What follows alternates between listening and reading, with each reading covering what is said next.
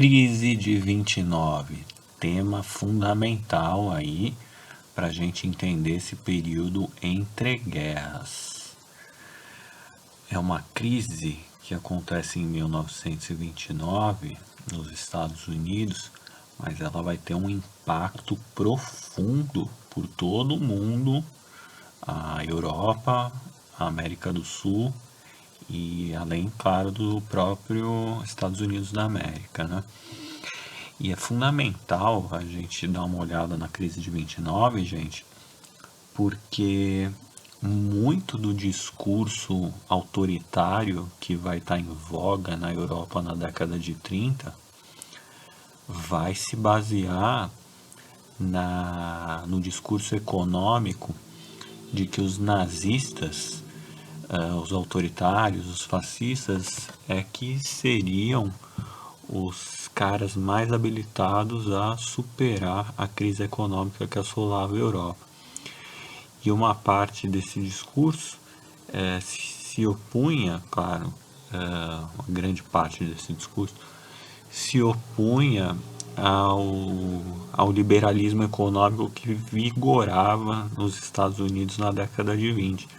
Então, os nazifascistas, eles diziam assim, ó, esse mundo liberal aí, da liberdade econômica total dos Estados Unidos da América, provoca essas crises aí, como a crise de 29.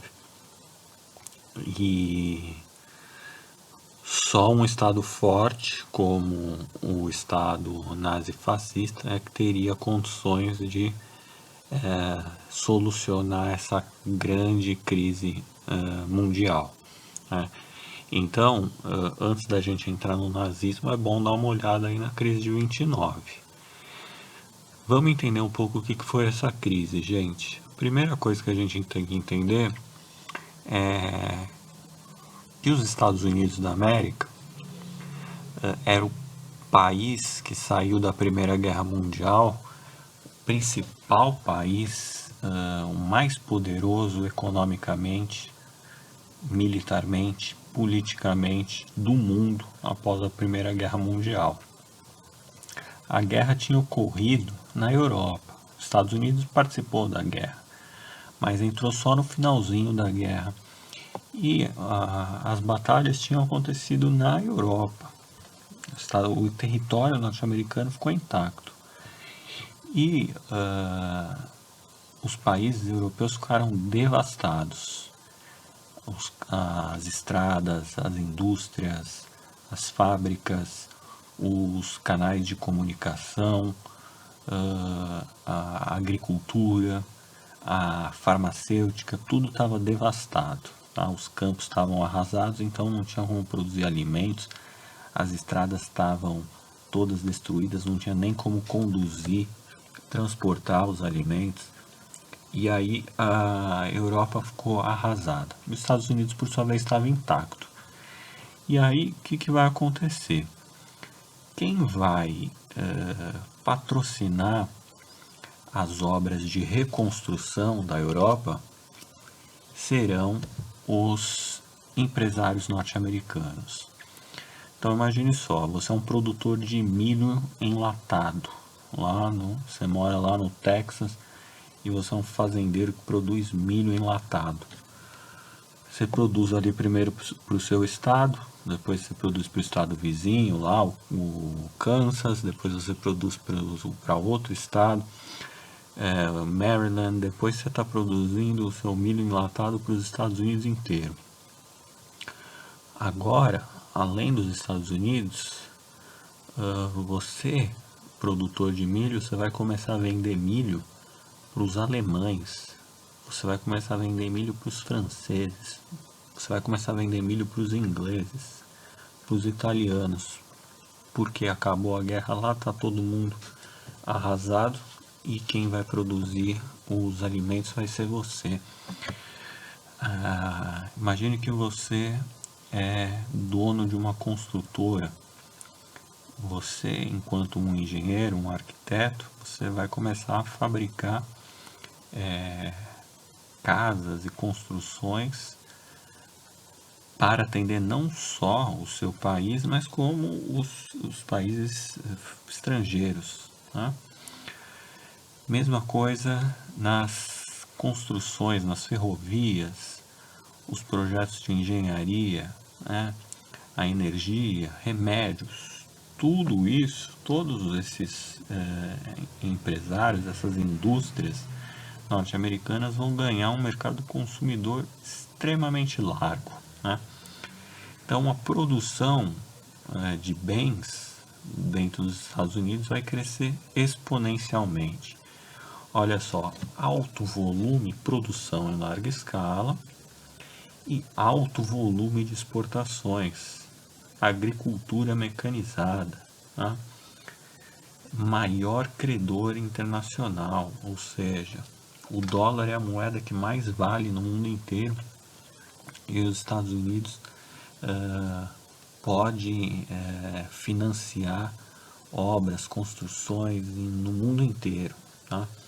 Vamos ver esse gráfico aqui para a gente ter uma ideia. Olha só,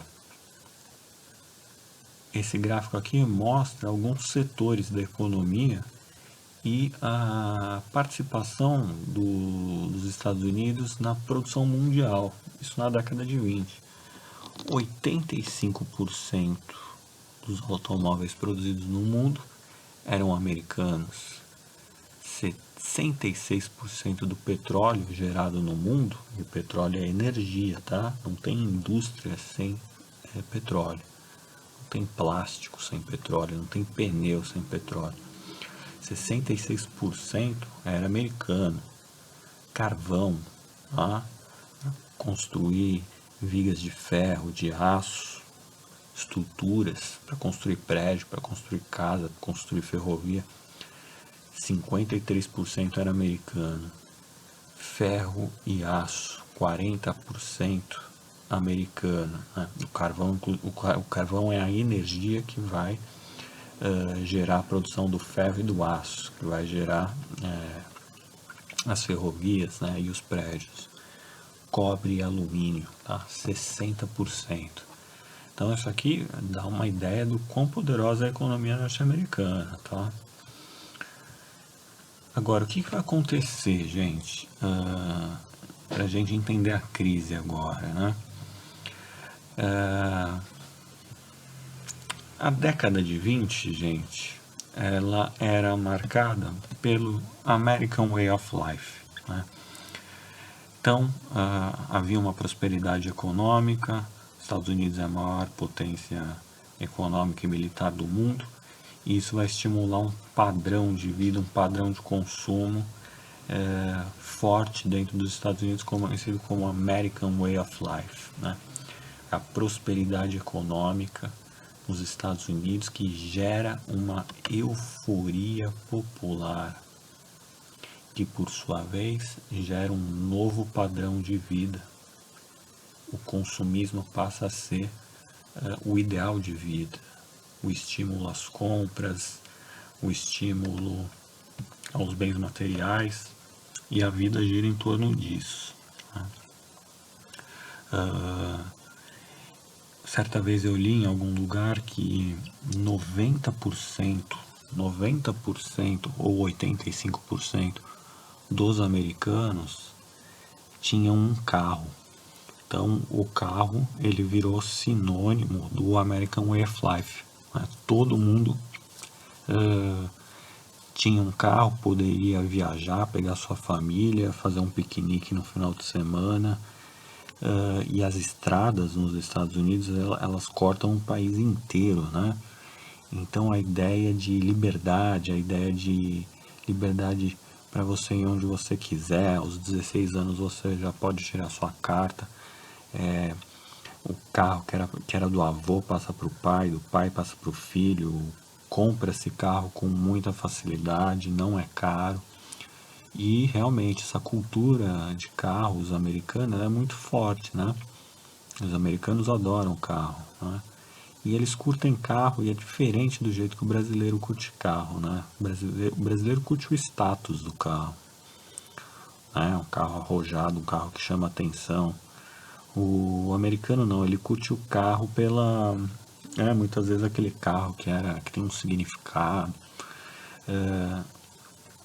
Então o carro virou sinônimo do American Way of Life e também o consumo de eletrodomésticos, de bens materiais, tá? Sempre ligado a uma estrutura, né, um ideal familiar ali de pai, mãe, filhos, tá? E as propagandas enfatizavam muito isso, né? A família ideal, consumindo os objetos ideais, com seu carro, sua casa, todo mundo rico ali, né? Tendo condições de uma boa vida. Acontece que não vai ser bem assim, né? Dá uma olhada aqui nesse próximo slide. Aqui, mais uma vez, é uma representação desse estado de felicidade dos anos 20, né? Desse American Way of Life aí. Há uma espécie de representação da felicidade, uma dança, né? Aqui, mais uma vez, olha só os arranha-céus também como símbolos dessa prosperidade norte-americana, né? Os maiores arranha-céus vão começar a se concentrar ali em Nova York, especialmente, né? Região turística até hoje, centro da economia mundial. Agora, essa crise ela vai começar a se aproximar, tá? E já vou retomar um pouco isso aqui. Vamos ver as causas dessa crise, né? A primeira razão que a gente pode apontar é a superprodução de objetos. Como a gente viu, a indústria americana estava bombando, não estava? Então ela começou a produzir mais do que ela estava acostumada para atender os outros países, tá? Então as exportações aumentam enquanto a Europa vai se recuperando, tá? E o que vai acontecer? Primeira coisa que vai acontecer, o mercado da bolsa de valores vai começar a crescer. Ou seja, o que é uma bolsa de valores? Imagine que você tem uma empresa e você vende ações da sua empresa na bolsa de valores. Uma ação na bolsa de valores significa um pedaço da sua empresa. Então imagine só, você está lá na bolsa de valores e você quer comprar um pedaço de uma petrolífera. Então você compra 0,04% de uma petrolífera, né? Aí você compra lá, tem um papel que atesta que você tem ações dessa petrolífera, né? 0,04%. Só que como você está vendo que essa petrolífera está crescendo, porque ela está gerando petróleo para vários países, você acha que ela tá bem, que ela vai continuar crescendo. E aí você quando você compra uma ação, você está fazendo uma aposta que ela vai continuar crescendo.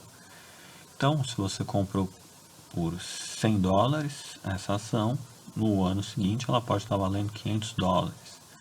Depois de 2 anos pode estar valendo $1.500, depois $10 mil. E aí você vai ter um lucro altíssimo, tá? Porque você apostou que essa petrolífera ia continuar crescendo, ela continuou crescendo e continuou gerando lucros. E você, como é dono de uma ação, você vai receber esse lucro, parte desse lucro dessa empresa, né? Então, as ações funcionam assim. Acontece que muita gente começou a comprar ações na bolsa de valores. E, ao mesmo tempo que muita gente comprou ação na bolsa de valor, os mercados que eram atendidos por essas indústrias americanas, como na Alemanha, na Itália, na França, elas começam a se recuperar lentamente. Então, o cara que estava lá na França, ele já não precisa, ó, ele já com a ajuda americana, ele já se recuperou um pouco ali na agricultura. Então ele não vai precisar mais comprar o milho lá do Corn Belt americano. Agora a agricultura francesa já consegue produzir trigo por conta própria, e o trigo substitui o milho. Aos poucos, as empresas que fabricam trilhos de trem já não precisam mais da ajuda americana, e eles começam a produzir por conta própria seus próprios trilhos de trem. E assim por diante. Começa a haver uma recuperação progressiva da Europa com a ajuda americana, e agora eles estão se recuperando e andando com as próprias pernas. O que vai acontecer com essas indústrias e essas empresas nos Estados Unidos agora que a Europa já está andando com as próprias pernas? O que vai acontecer com a produção delas? De início, elas vão continuar produzindo em grande escala, mas ela não vai ter mais o mercado consumidor dessas mercadorias que ela está produzindo. Então ela vai passar a haver um desequilíbrio entre a produção e o consumo, né? Essa produção excessiva, agora que já não tem mais utilidade, porque não tem mais quem consuma, vai constituir os chamados excedentes. E esses excedentes são produtos que ninguém mais pode comprar, que não tem quem compre, né? E aí o que acontece quando você produz demais e não tem ninguém para comprar? O que acontece com o valor da sua mercadoria? O valor da sua mercadoria começa a declinar, começa a cair. E aí o produto que você consome, ele cai de preço. Se ele cai de preço, o que acontece com o valor das ações da sua empresa, né? Já que esse objeto ele perde o valor, ele não consegue vender e não consegue gerar lucro. Então, as ações dessa empresa, o valor dessa empresa começa a declinar. E uma vez que começa a declinar, muitas empresas, muitas indústrias começam a quebrar, começam a ter prejuízo. Ao invés de lucro, começa a ter prejuízo. E aí começa a ter prejuízo, o que vai acontecer com o dono da fábrica, com o dono da indústria, quando ele está tendo prejuízo? Vai começar a demitir os seus funcionários. Então você vai ter uma onda de demissões. E aí com essa onda de demissões, muita gente começa a ficar desempregada. E aí com muita gente desempregada e a indústria não consegue manter a produtividade, você vai ter um círculo, você vai ter uma bola de neve ali de desemprego, prejuízo, desemprego e prejuízo, né? E esse ciclo vai se repetindo, os lucros vão se reduzindo e o valor das ações vão caindo, tá? E aí você vai ter o famoso crash da Bolsa de Nova York em 1929, numa chamada Quinta-feira Negra, né? Esse é o termo utilizado, tá? Nesse dia especificamente, né, milhares de ações vão despencar, né? Elas vão não vai ter nenhum comprador para elas vão desvalorizar totalmente várias empresas do dia para a noite, né? Aí o jornal vai até publicar aqui, ó, Wall Street, né, em pânico, né, conforme as ações quebram, né? Então, resultado: pânico em frente à Bolsa de Nova York, desemprego, tumulto, bagunça e, consequentemente, uma onda de suicídios, uma onda de desempregados de gente na rua, de gente sem rumo e de gente agora que viu o sonho americano, o American Way of Life, totalmente abalado, né? Aqui, né? Olha as consequências: desemprego em massa, 14 milhões somente nos Estados Unidos, falências generalizadas, crise do liberalismo, ou seja, liberalismo é a ausência ou muito pouca intervenção do Estado na economia. E os teóricos, os estudiosos da crise de 29 atribuem essa crise a uma falta, uma ausência do Estado em controlar a venda dessas ações, né? Deixou lá todo mundo comprando e vendendo sem critério, deu nisso. Essa é uma teoria, tá? Existem outras. A crise das democracias parlamentares, e aí quando tá todo mundo em crise, tem desemprego, tem bagunça na rua, democracia também fica abalada, né? A ideia de discutir ideias começa a incomodar as pessoas, elas querem soluções práticas, rápidas, de forma mais autoritária. E isso vai permitir a ascensão de regimes totalitários. Tá? Por quê? Na Europa? Porque a crise ela explode nos Estados Unidos, mas ela vai ter impacto e consequência profunda na própria Europa. Ué, mas a Europa não estava se reerguendo economicamente? Pois é, ela estava se reerguendo, mas ela ainda não conseguia andar com as próprias pernas. Estava se reerguendo. E aí com a queda, com a crise da Bolsa de 29, aí que ferrou de vez. Tá? Então a Alemanha principalmente vai ficar devastada, a Itália, a França e a Espanha também vão sofrer. Né? E o próprio Brasil também, né? Porque o Brasil ele exportava café, era a principal atividade econômica do Brasil. E quando o mundo está em crise, o mundo que comprava o café do Brasil, qual a primeira coisa que vai ser cortada das despesas? É a sobremesa. Né? Então o café, como era sobremesa, ele vai ser cortado. O Brasil vai entrar numa crise econômica que a gente vai ver quando estiver vendo a história do Brasil.